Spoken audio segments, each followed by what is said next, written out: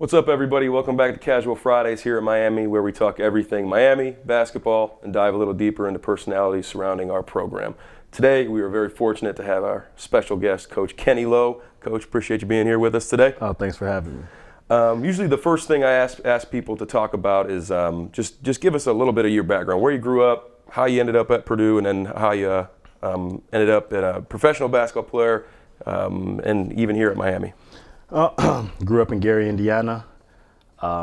Started playing basketball around the 4th or 5th grade. My actual love was baseball. I grew up a big-time baseball fan, big-time old-school Cubs fan. Ryan Sandberg, Andre Dawson, those guys, some of my favorite players. Started playing basketball because I was flipping off a gate. I was in the 6th grade, and I did a backflip off about a gate. It was probably 6 feet high, and I hurt my shoulder. So I just stopped playing baseball after that and started playing basketball. I did not know that shoulder injury story, but I'm sure that Purdue and Miami fans are glad that the shoulder injury happened at such a young age. So you did end up playing basketball to end up at Purdue and then here at Miami. But just looking a little deeper at your Purdue career, 2-time Defensive Player of the Year. But I know you, and I know that's not what you like to hang your hat on. But that's special. It's a special accolade. But like I said, that's not really what you like to focus on in your personal career, is it? No, I'm tired of people saying that. I mean, I also averaged double figures for 3 years at Purdue. So, I take pride in playing defense, but I also can put the ball in the basket.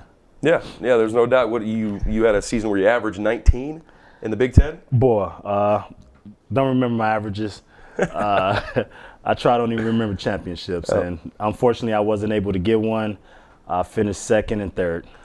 However, as on Coach Painter's staff at Purdue, you ended up getting that championship and that ring on your finger. Yeah, I got my first ring. So right now, I'm hoping to get one here at Miami. No question, and we're all looking forward to that. It's going to happen here sooner or later, in my opinion. But after your Purdue playing career, you had a heck of a career overseas. Can you kind of dive deeper into that? Yeah, I mean, it's a lot of people think it's easier than what it really is. It's really about getting in a good situation. It's not always being the best player, but just getting in a good situation, finding the right home. I was fortunate to win 2 championships in Finland. I had a terrible time in Turkey, had an okay time in Venezuela. So it's finding a situation where you're comfortable with and just going from there. And we kind of talked a little bit with Damon Frierson about playing overseas, and some people kind of look at it as, well, it's not the NBA or anything, but there's some really, really good basketball being played over there. Yeah, I remember my first year, it was right after the Olympics, 2004. And my first year in Turkey, I actually played against about 5 guys that were just playing in the Olympics, which is probably the highest level of basketball that you can play.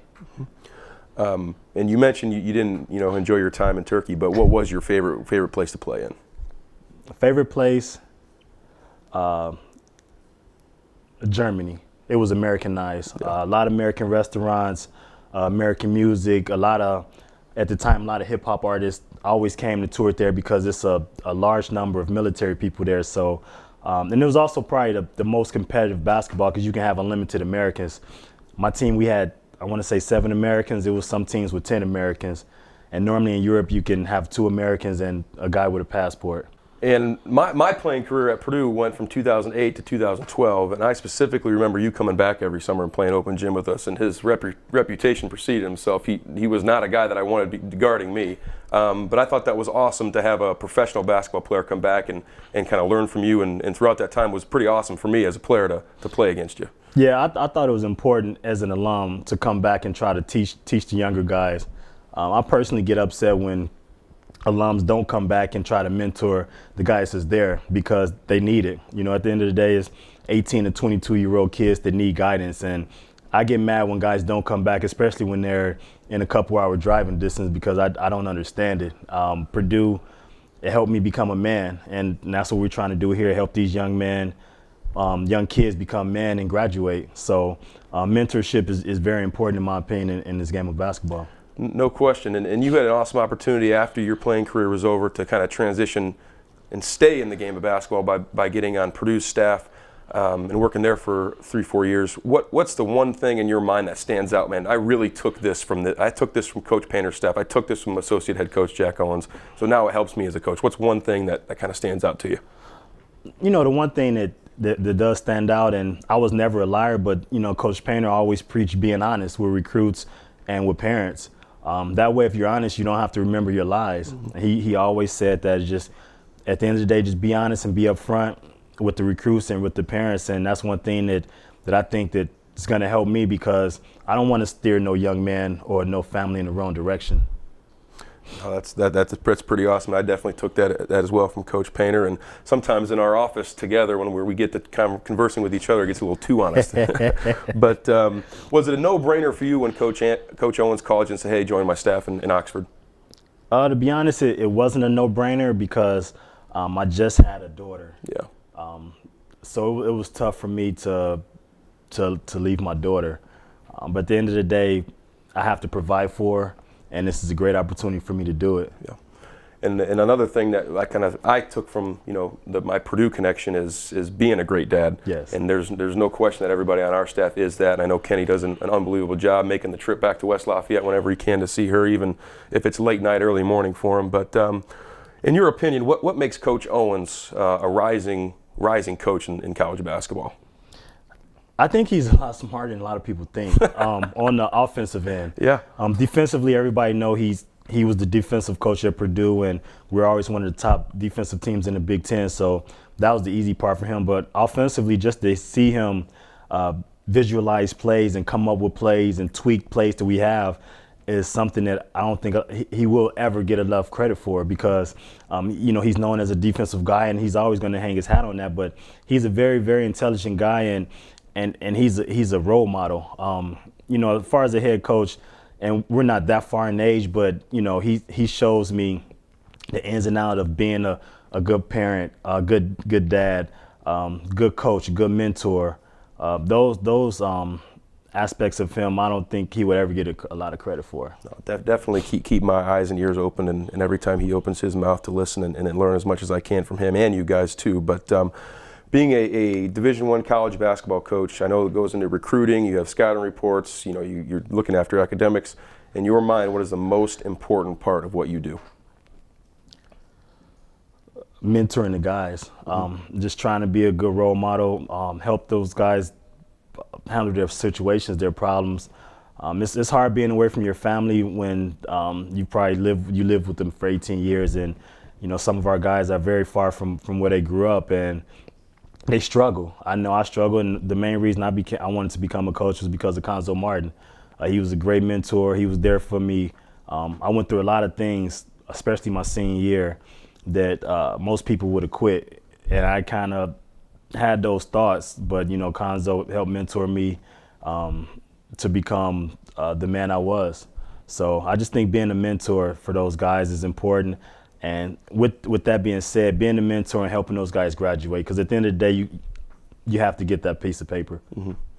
And that's absolutely something we talk about every day in the office, is the academic part of what we do. And I know you and Coach Rudder and Coach Reynolds do a great job of taking care of your academic guys, as does Coach Frierson. Now, one of the biggest reasons we had you on this particular week is because the recruiting season starts, and a big part of what you do is recruiting. So what's the biggest thing you look for when you go watch these summer games? I like guys to play hard. I know that resonates with Coach Owens. He don't want a guy that don't play hard, that don't play as a teammate. I look for that, and then it kind of depends on the position we're recruiting, we're looking for. So I like guys who play hard and play as a good teammate. Yep. And absolutely good body language and hustle, just as you mentioned, that those are all important things, and I know you guys look for as a staff. A little bit more about our team now. What's the biggest area you think the current RedHawks need to grow in? I think all areas. Last year we won some games that we should have won, and we lost some games that we should have won. We also won some games we should have lost. So I think in all areas we need to improve. Just now we have a very, very competitive group. more competitive by far than last year. So I just think just growing in all areas, skill work on the defensive end. I don't think we've been as great defensively our last team workout. So that's one thing that I'm gonna make sure I kind of stress on our next workout is just being better defensively, because I think we got a chance to be one of the better defensive teams in the league. Absolutely, and a lot of people I talk to around the town, and some people I've sat in your spot that you're sitting in right now, have talked about the maturity of our team and growing and becoming more mature. I think that's a huge part of it too, and I know you harp on it a lot with our guys, just because we have so many young guys get so many minutes. Yes. That needs to change as well next season. Yeah, and I think when our guys really mature, their game gets better. It's we don't have a selfish group, but all competitive basketball players have a selfish bone in them. They all want to score. They all want to play. So with that, as we become more mature, I think all of our guys' game will pick up. And it's definitely hard as an 18-year-old kid to come in for being off of your high school team when you're the man, you're getting all the shots, to come in and say, okay, let's play within a team and play with each other. Absolutely. What's the thing you're most looking forward to next season? Boy, practice. Yeah. I really, really like our group, the group of guys we have, and every day I'm looking forward to just seeing how hard they're going to compete for a spot, because you're auditioning for a starting spot every day and you're auditioning for playing time every single practice. So I just look forward to practice. Yeah, and there's no question our guys got that competitive bone, like you said, and they treat every practice like it is a game. So that is going to be fun to watch and get a front row seat to every day. All right, Coach, well, I got some rapid fire questions for you. Uh-oh. Okay. First one, Coke or Pepsi? Pepsi. I like it. When we're on the road, would you prefer driving or flying? Oh, flying. Flying. All right. Big question for you in particular, because we talked about it already. Are you a get buckets guy or get stops guy? I'm in between. Both. That's a great answer. Great answer for that. Best cup of coffee in Oxford? Cafagna. Cafagna, yep. And your favorite city to recruit in now that we're in recruiting season? I would say Indianapolis, because I know it well, and it's a lot of good eating spots. Yeah. When you recruit hard, you got to eat good. And it's close. Yeah, you guys are on the road. You guys are in the gyms all day. You got to get something good at the end of the day to eat. So, hey, man, appreciate you coming on. Thank you for having me. Yep. Come fly with us next week as we talk to walk-on Michael Ritchie.